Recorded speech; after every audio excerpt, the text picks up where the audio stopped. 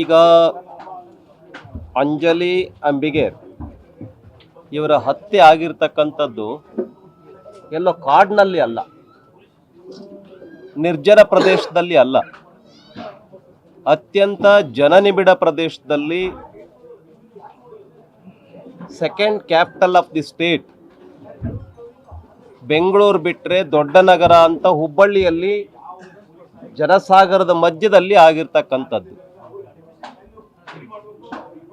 ಅಂಥ ಕೊಲೆ ಬಗ್ಗೆ ನಮ್ಮ ಕರ್ನಾಟಕ ರಾಜ್ಯ ಸರ್ಕಾರ ಅತ್ಯಂತ ಬೇಜವಾಬ್ದಾರಿತನದಿಂದ ವರ್ತನೆ ಮಾಡ್ತಾ ಇದೆ. ಮತ್ತು ಈ ಸರ್ಕಾರ ಏನಿದೆ ಬೇಜವಾಬ್ದಾರಿಯುತ ಸರ್ಕಾರ ಮತ್ತು ಅಸಮರ್ಥ ಸರ್ಕಾರ ಇದೆ. ಯಾವ ಕೊಲೆಪಾತಕರಿಗೆ ಉಕ್ಕಿನ ಕೈಗಳಿಂದ ಕ್ರಮವನ್ನು ತೆಗೆದುಕೊಳ್ಬೇಕಾಗಿತ್ತು,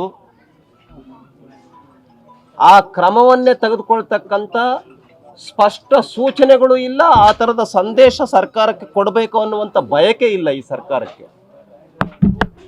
ಈ ಸರ್ಕಾರ ಹೆಂಗಪ್ಪ ಇದೆ ಅಂತ ಹೇಳಿದ್ರೆ, ಈ ಸರ್ಕಾರ ಏನಿದೆ ಇದು ಕೊಲೆಪಾತಕರನ್ನ ರಕ್ಷಣೆ ಮಾಡ್ತಕ್ಕಂಥ ಸರ್ಕಾರ. ಇದೊಂದು ಹೇಡಿ ಸರ್ಕಾರ, ಇದೊಂದು ರಣಹೇಡಿ ಸರ್ಕಾರ ಇದು. ಮತ್ತು ನೇಹಾ ಹಿರೇಮಠ ಅವರ ಹತ್ಯೆ ನಡೆದ್ಬಿಟ್ಟು 1 ವರ್ಷ ಆಗಿಲ್ಲ, ತಿಂಗಳು ಕೂಡ ಆಗಿಲ್ಲ. ಹೆಣ್ಮಕ್ಳು ಗಂಡ್ಮಕ್ಳು ಕಣ್ಣೀರಿನೂ ಹಾರಿಲ್ಲ. ಮತ್ತೆ ಅದೇ ತರ ಒಬ್ಬ ಸೋದರಿಯ ಹತ್ಯೆ ಆಗತ್ತೆ ಅಂತಂದ್ರೆ ಈ ಸರ್ಕಾರ ಸತ್ತಿದೆಯೋ ಬದುಕಿದೆಯೋ ಅನ್ನೋದನ್ನ ನಾನು ಪ್ರಶ್ನೆ ಮಾಡ್ತೇನೆ. ನಾನು ಅದಕ್ಕೆ ಅಂಜಲಿ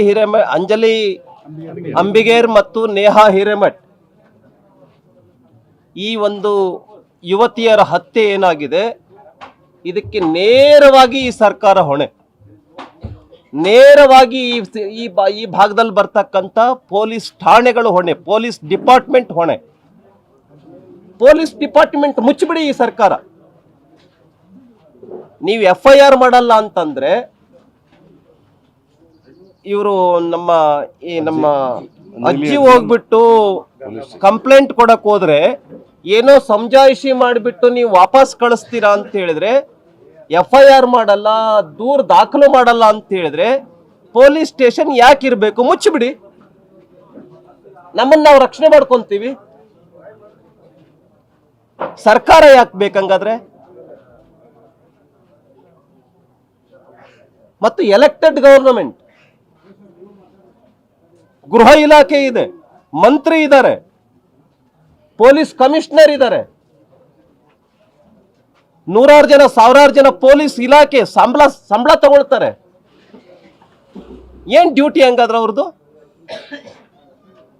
ಬೆಳಗಿನ ಜಾವ ಬಾಗಿಲು ತೆಗೆದುಬಿಟ್ಟು ಮಾತಾಡಿ ಚಾಕುನಿಂದ ಹಿರಿದು ಕೊಲೆ ಮಾಡಿ ರಾಜಾರೋಷವಾಗಿ ತಪ್ಪಿಸ್ಕೊಂಡು ಹೋಗ್ತಾರೆ ಅಂತ ಅಂದ್ರೆ ಎಲ್ಲಿದೆ ನಿಮ್ಮ ಪೊಲೀಸ್ ಇಲಾಖೆ?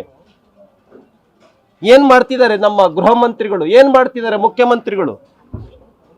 ಈ ಸರ್ಕಾರ ನಿದ್ರೆಯಲ್ಲಿದೆ, ಗಾಢ ನಿದ್ರೆಯಲ್ಲಿದೆ ಈ ಸರ್ಕಾರ. ಹಾಗಾಗಿ ಈ ರಾಜ್ಯದಲ್ಲಿ ಅತ್ಯಾಚಾರಗಳು ನಡೆಯುತ್ತೆ, ಕೊಲೆಗಳು ನಡೆಯುತ್ತೆ, ಸುಲಿಗೆಗಳು ನಡೆಯುತ್ತೆ. ಇದೊಂದು ಗೂಂಡಾ ರಾಜ್ ಕರ್ನಾಟಕ ರಾಜ್ಯ. Karnataka is A crime state. ಇದೊಂದು ಕೊಲೆಪಾತಕರ ರಾಜ್ಯ ಆಗೋಗ್ಬಿಟ್ಟಿದೆ. ಮುಖ್ಯಮಂತ್ರಿಗಳು ಸುಮ್ಮನೆ ಏನೇನೋ ಹಾರಿಕೆ ಉತ್ತರಗಳನ್ನು ಕೊಡೋದ್ರಲ್ಲಿ ಏನೇನೋ ಅರ್ಥ ಇಲ್ಲ. ಮೊದಲು ಈ ಪ್ರಶ್ನೆಗಳಿಗೆ ಉತ್ತರವನ್ನು ಕೊಡಬೇಕು ಮುಖ್ಯಮಂತ್ರಿಗಳು, ಗೃಹ ಮಂತ್ರಿಗಳು. ಇಲ್ಲಾಂದ್ರೆ ರಾಜೀನಾಮೆ ಕೊಟ್ಟು ಹೋಗ್ಲಿ. ಗುಲ್ಬರ್ಗಾದಲ್ಲಿ ಅವ್ರ ಹೆಸರು ಅರ್ಜುನ್ ಮಡಿವಾಳ ಅಂತಕ್ಕಂಥ ಯುವಕ ಈ ಸೆಕೆಂಡ್ ಹ್ಯಾಂಡ್ ಕಾರುಗಳ ವ್ಯಾಪಾರ ಮಾಡತಕ್ಕಂಥ ಒಬ್ಬ ಯುವಕ.